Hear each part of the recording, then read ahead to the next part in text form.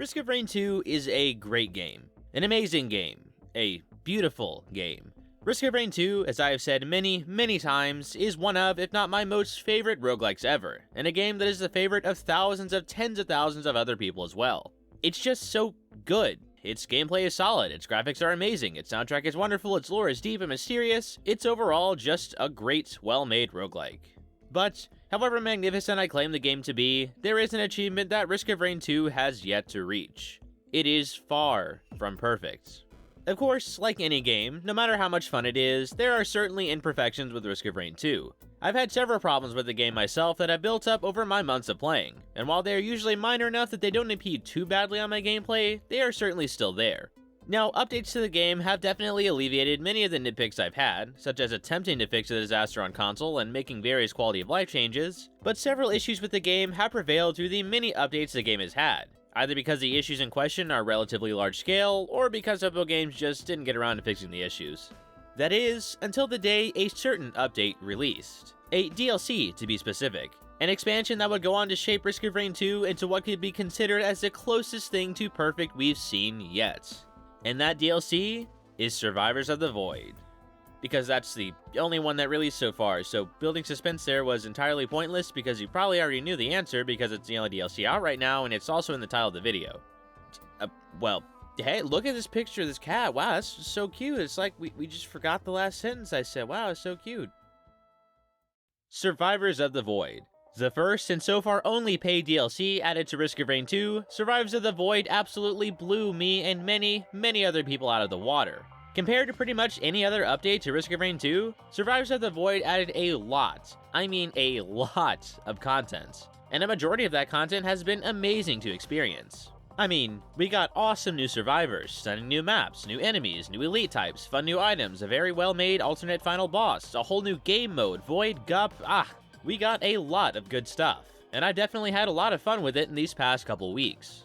The sheer size of the DLC is definitely a huge reason as to why so many people have been enjoying and hyped about the DLC, but it isn't just good just because it's big.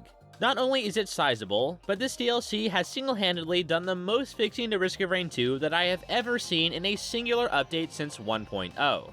I mean, by golly, this thing has done wonders to Risk of Rain 2, from adding much longed-for content to fixing year-spanning issues with the game. So, in light of that, I'm going to take a close look at exactly what Survivors of the Void did to fix Risk of Rain 2, and how it has managed to push Risk of Rain 2 to the closest it's ever been to perfect. So, first off, the DLC perfected an aspect of Risk of Rain 2 that actually goes way beyond just the actual DLC itself. But, because of the scope of this problem, in order to really understand the problem and how it was solved, we need to take a step back and look at Risk of Rain 2 as a whole. Risk of Rain 2 is a roguelike, and that means that in theory, it can be infinitely played, as there is no true end to the game. Sure, there is a quote, final boss, but the final boss is more of just a way to end the specific run you are on with a final challenge. Mithrix, Crabboy, and Bleach Scavenger are by no means the true end of the game, as beating them doesn't mean you're just done. The actual goal of Risk of Rain 2, and most every other roguelike ever, isn't just to linearly finish an objective and then be done with the game. The real final goal is there is no final goal. In roguelikes, you just keep playing runs over and over that present a brand new randomly generated challenge for you to enjoy, and that's a huge reason why roguelikes like Risk of Rain 2 are so appealing. You can keep replaying it over and over without getting bored because the game randomizes every single run you take, giving you a whole new slew of enemies, items, and maps every time you restart a run. Sure, the objective is shown to be to progress through teleporters and beat a final boss, but the game doesn't just end there, as you could theoretically do that on the first run of your first game ever, which would be a pretty quick ending to a game.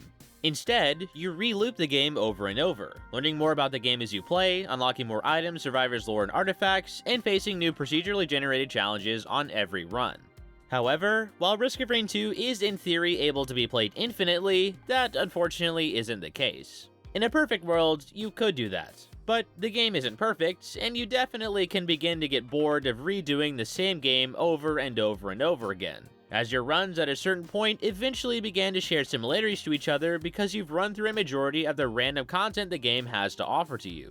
Seeing as so much of the enjoyability of the game relies on the random challenges it throws at you, once you've unlocked most everything and have played through the game enough, there begins to be a lot of repeated patterns in items and enemies and the such, as the catalog of things the game has to randomize is limited, which in turn means you'll eventually start to see recurring patterns in gameplay with enough gameplay. And considering that a lot of the fun of the game comes from its randomness, when that randomness becomes less random, the fun of the game decreases with it. This is a phenomenon I like to call the random effect, or TRE for short, which I definitely didn't just make up right now.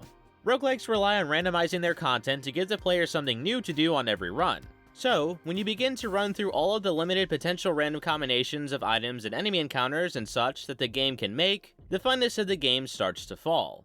So, by that logic, the more content the roguelike in question has to randomize, the more fun the player can get from that randomized content, and the longer it takes for the game in question to begin to get boring. And of course, Risk of Rain 2, like any roguelike, is also affected by TRE, and I definitely felt the effects of TRE in the many months I played the game. I obviously can't speak for everyone, but I do know several friends who have felt this effect, and I definitely have felt it as well. Of course, this doesn't mean I stopped playing Risk of Rain 2, or that the game just stopped being fun entirely. Rather, it became less fun than it was in the past due to TRE.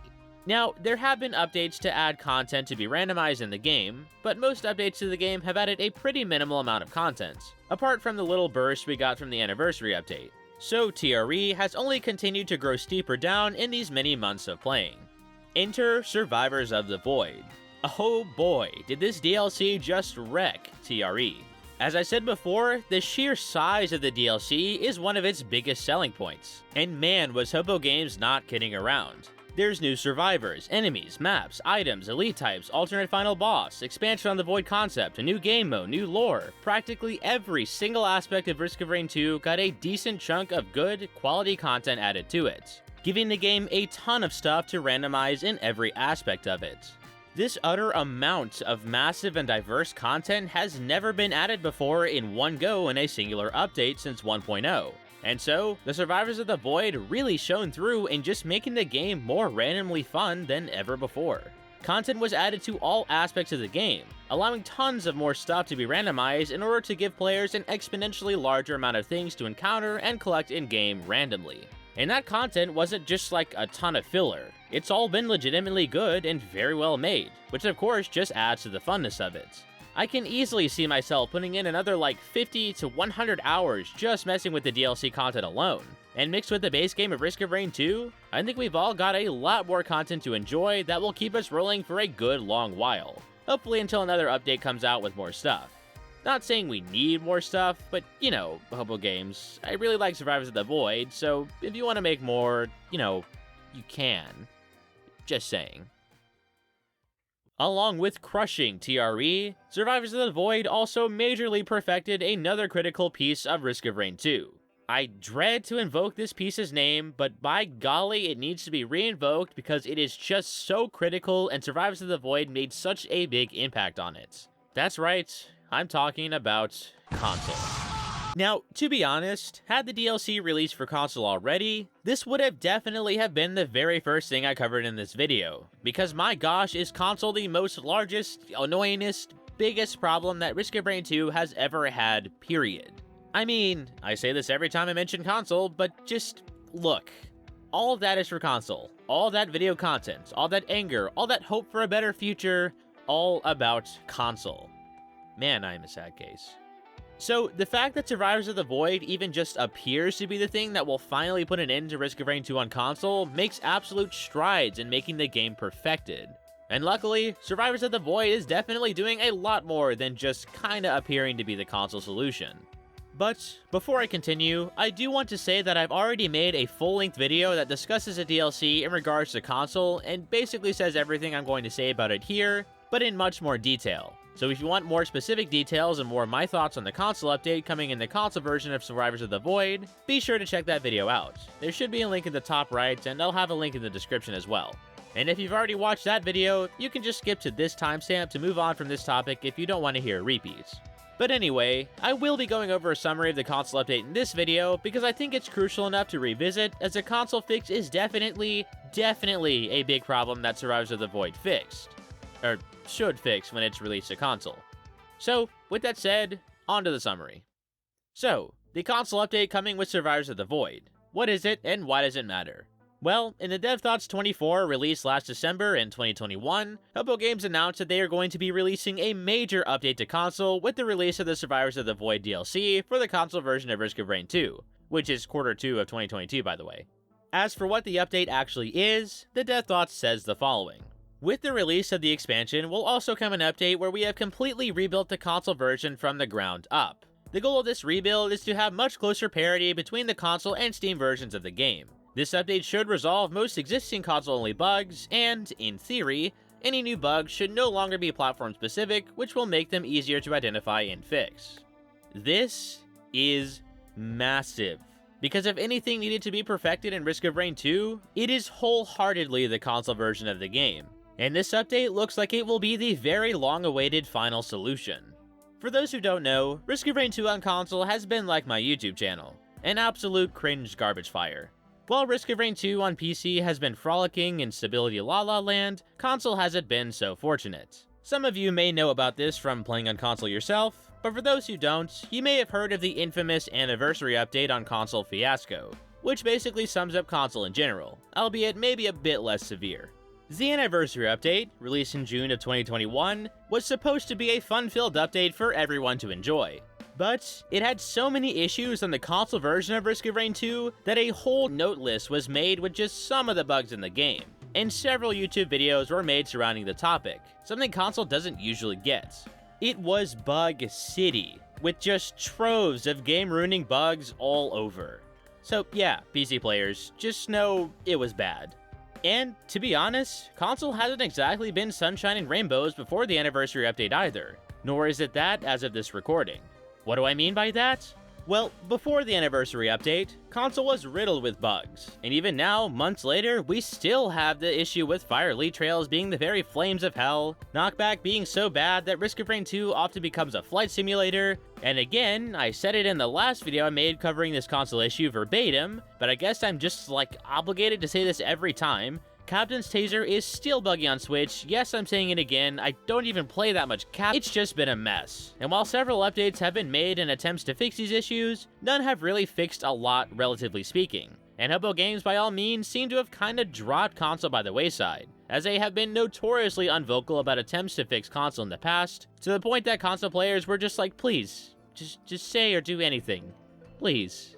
However, the turmoil console has experienced for eons seems to finally be coming to a definite end, in the form of the all-powerful Survivors of the Void.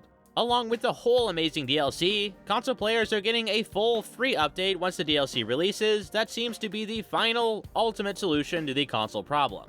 This update promises to rebuild the console version entirely, and make a version of console that is tangent to the PC version. Basically, that means two things. 1, console will be rebuilt on a clean slate of no console-specific bugs, and 2, the console version and PC version of Risk of Rain 2 will still be separate, but their issues will be conjoined.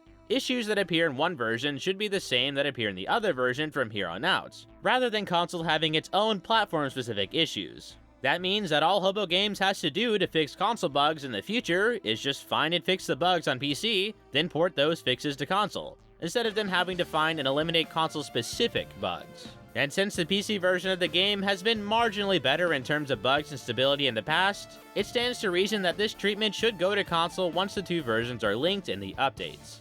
Nothing close to a rebuild like this has been done to console before, so while every update previously has disappointed console players in terms of bug fixes, this update looks like it will actually solve a majority, if not the entire console dilemma, in theory. So, it is definitely a big part of the perfection wave the Survivors of the Void is leaving. And the last large thing that I want to touch on about Survivors of the Void perfecting Risk of Rain 2 is actually kinda relatively minor, but to me is pretty important, and I think is definitely a thing a lot of people have been asking for a while now. Eclipse multiplayer. Fun fact about me.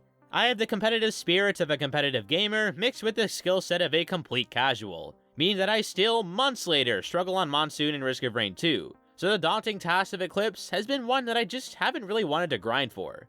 I mean, I'd like to have the extra challenge because of that competitive fighting spirit in me, but I don't really have the patience or the skill necessary to make it feasible. Now I know, there's a huge debate on difficulty in games, and I think it's fine that there is a harder mode for those who want more challenge that is set apart from the base game. In fact, I think that is the best option of how to handle that. But nevertheless, I've always wished there was a way that I could get a little help with Eclipse to make it more feasible to me. Insert Eclipse multiplayer.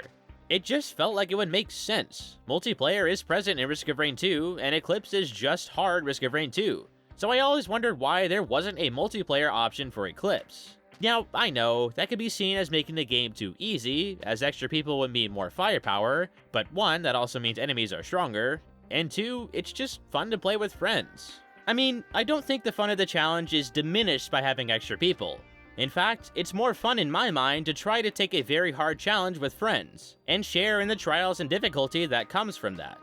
And you could still play Eclipse solo if you want, it's not like you have to do multiplayer. So I don't get the downside to just adding multiplayer to Eclipse, especially since Hobo Games has had 2 years to do it. Well, now it's here. Survivors of the Void brought with it an update that makes Eclipse multiplayer possible.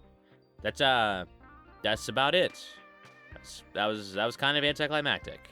But yes, in all seriousness, I was very pleased to learn that Eclipse now has a multiplayer option. And while yes, this seems like a very minor thing to add to this video, I personally think it warrants a spot just because it makes so much sense and is such a long-lasting nitpick that I and many others have had with the game. I mean, it only makes logical sense, so it's great to finally see it come to fruition now, even if it's been like 2 years. And, you know, Hobo Games, speaking of stuff the fans want, if you want to, you could make the game cross-platform. Just saying, just putting it out there. I know that there's a lot of complications that come with that, but you know, I'm just saying. Don't make me make a video on it. There are a, lot more things Survivors of the Void did and added to Risk of Rain 2, but for the sake of this video, I just wanted to cover the ones I thought were pretty impactful on a larger scale, or were specifically interesting to me. And yeah, Eclipse isn't that big or super interesting, but it's my video. I'll do what I want. My video. This DLC has definitely been one of, if not the most impactful things to ever happen to Risk of Rain 2, and I am super grateful for it. I mean, hats off to Hobo Games for their work on this. It came out great, it's done a lot of great work to Risk of Rain 2, and I, as well as many others, have been having a great time with it. While Risk of Rain 2 may not now, nor ever be perfect, it certainly has made big strides in that realm with this DLC, and I am very excited to see what Hobo Games has planned for future content additions to Risk of Rain 2. And of course, before I conclude the video, I must ask, what do you think about Survivors of the Void?